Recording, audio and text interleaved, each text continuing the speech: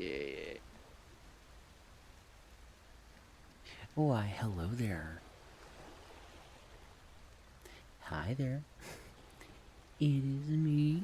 It is Neon. And yeah, I'm gonna volley for today. Yay. So cute. I'm a space chicken. Anyway, you might already get this joke right here. I see. Pen, pineapple, apple pen.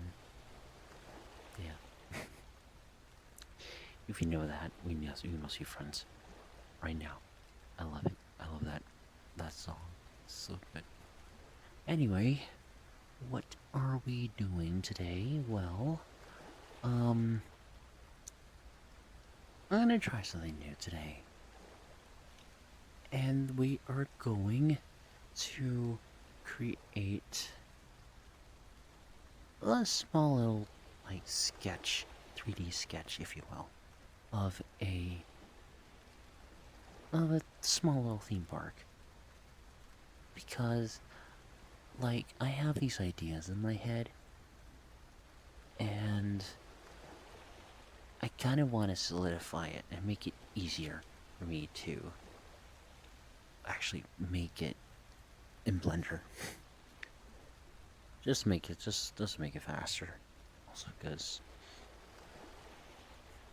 I thought it'd be cool, like some, I guess, visual triggers. I'm not sure. I know there's like a thing where you just you like look at the pen and you just like follow it. You just follow the tip of the pen wherever it goes. I see you doing it right now. So I know that's a thing. Boop. But, hey, why not combine those two to make a little something, right? A little, like, these wings are kind of getting in the way. Can I fold them? Put them in. Wings. There. I can fold my wings. See? Now it's not in the face. I guess I'll do this on picture head. Yeah. I love doing that. Anyway, you can do, combining those two, you can just do things like, oh, this. That's quite a wobbly loop, I gotta say. Like, isn't just.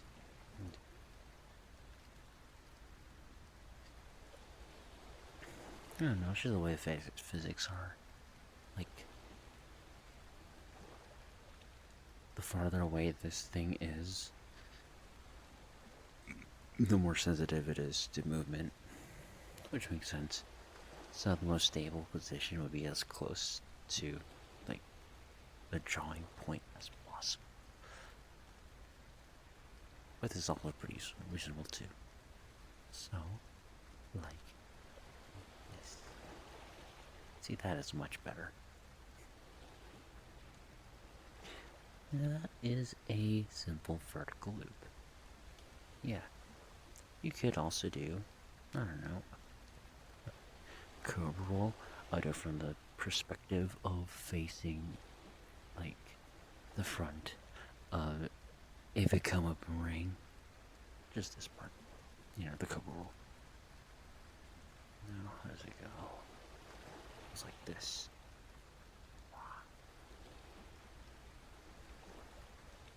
That's a curve roll. See? It's basically a vertical loop, half of a corkscrew, and then put that corkscrew in reverse, and the other half of the loop. And then, yeah, like that.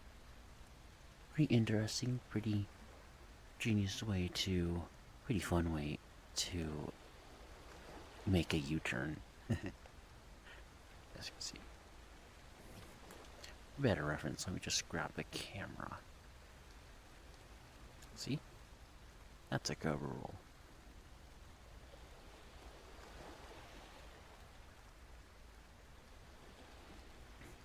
Yeah, I know this isn't really a park yet. It's just, well, roller coaster elements. But hey, why not, right? Yeah, why not? Yeah, it's a cool roll. There's a similar one called the Batwing or Boomerang. I don't know, there's multiple names for this thing, but it's basically just as if you just take the corkscrew part first. So it's like comes in like this, and then does the half of the corkscrew, then half a loop, like that, kind of like a pretzel, and then back out the same direction you came in. Oh wait, no, sorry, the opposite direction you came in. So yeah, like that. But there is another version of this called the pretzel. I think no, they call it bow tie, and it is very similar, except it's very similar, except you exit in the same direction it came from. So, to show you this, here,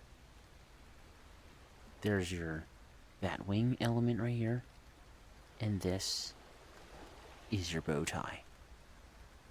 The only bow tie element in existence, as far as I know, would be Dragon Mountain at Marineland. I hope that coaster survives, honestly. It's such a unique coaster by Arrow. But lastly, what's another coaster? What's another interesting element? I mean, I could show a what is it? I could very well show like an inline twist or zero G roll or something that like twist the track upside down. But if I were to do that, well, it would just look like a hill because of the way the 2D like thing is. You can't really. Oh well, unless we're to add the extra rails, like for example, like pretend this is the spine, and then take one of your rails and do that.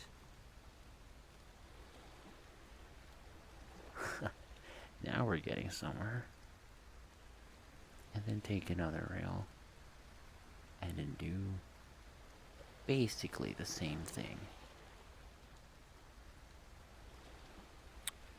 Pretty wonky.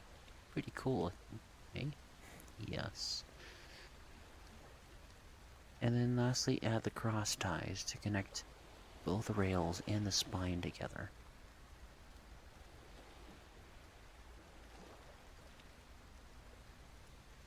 Here I just gotta keep track of where the spine is. So that way it's not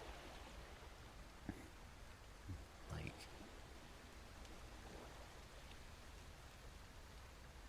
you all weird looking. There we go. Just like that. There. Maybe on little cousin track. That's a rough example of a zero G roll. What makes it a zero G roll is the fact that it's easy, as you can see. The train would come in like it was a hill, but then it would suddenly twist upside down and it feel like zero gravity. This is zero G roll. You feel like you're floating.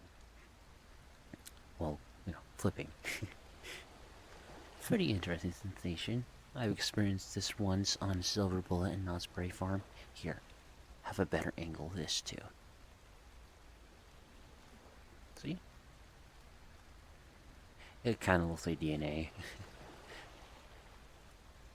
It's cool. Anyway, now to the main focus of this video, which at this point, well, yeah, I've been ignoring that the whole time. Well, let's do it. Okay. So, first, we need to establish terrain. So, I'm gonna pick a random color here, and I'm just gonna pick, you. What is this? Okay, magenta. Sure.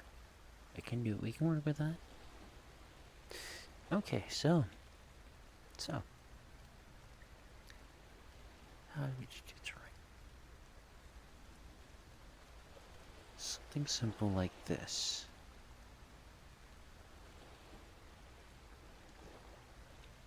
And now that I'm realizing it, I should probably tilt it so that way there's a better angle, so I can see it better. Something like this. See, that's much better on camera. And then dip it in a little bit and make a little bit of a valley. Something like a plate. Or a bowl.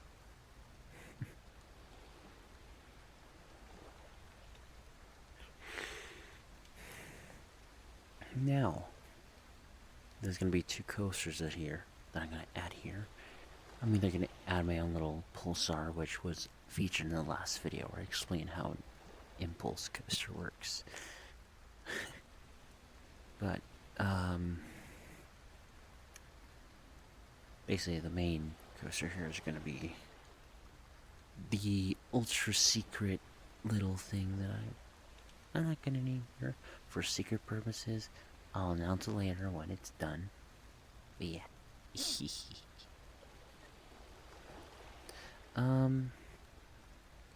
Right.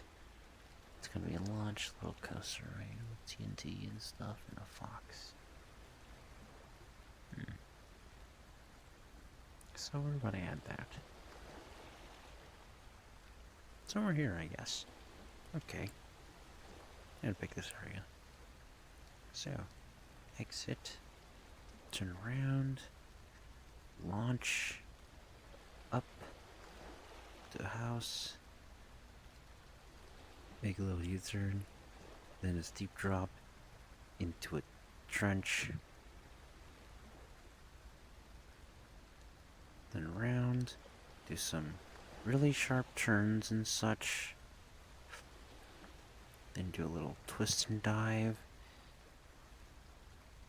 go around that lift at that little hill, turn around and into the brake run. Looks crazy, I know. But hey, I say that's pretty good for a quick little low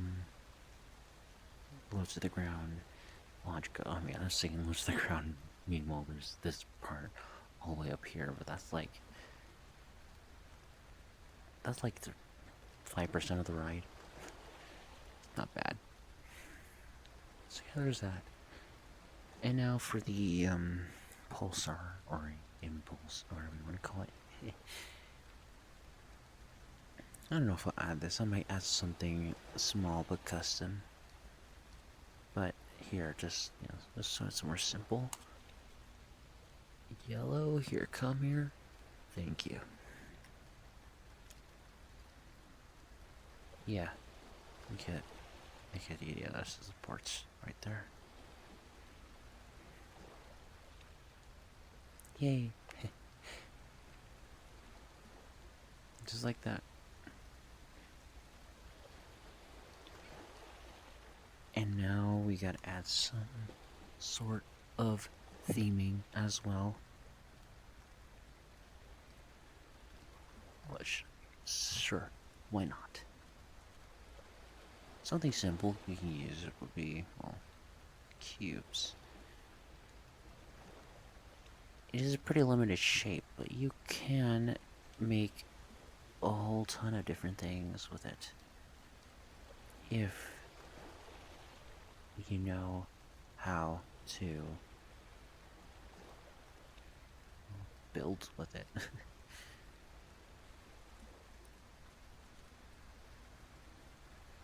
Well, Minecraft is a simple, good example of that. It's all blocks, all cubes, but you can make almost anything there. Heck, how would you say you can make anything in Minecraft? But with more limited resources, you can also structure them in a way that you can make, well, many different things. Let's be fair, you can make you can make infinite amount of things with anything. But cubes are something that are very simple. I just realized the same color. But cubes are a very simple little shape. It's just a three-dimensional version of a square. That's right. Simpler version of a tesseract or a hypercube. But you can make, I don't know, a circle with it. A pseudo circle, if you say, well, it would just make a whole ton of copies of this and just rotate it like that. You can also use it to make arches. Or castles. Or, I don't know, painting. In fact, the screen you're using to watch this right now most likely has square pixels on it. And you know what? Those are all little squares in a structure.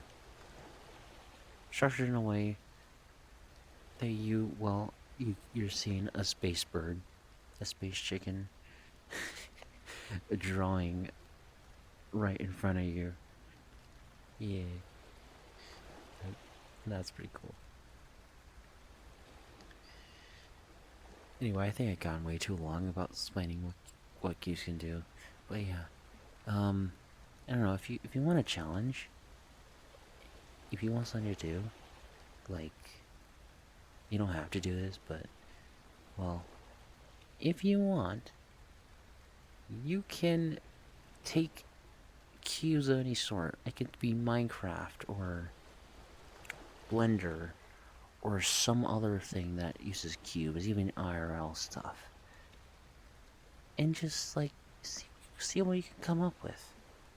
You know, there's many things you can do with cubes, and it doesn't have to be just cubes either. It could be cones, cylinders, just basic shapes. Well, basic 3D shapes, that is, or 2D. But you can make them. You can make like anything with those. It's impressive.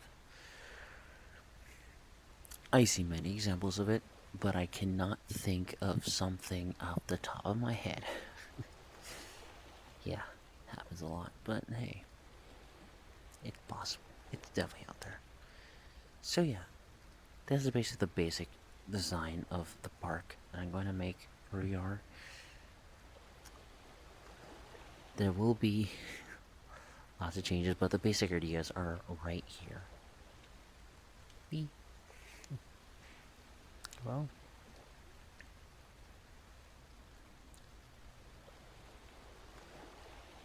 I hope you enjoyed it, and I hope you have a good night. Happy New Year as well.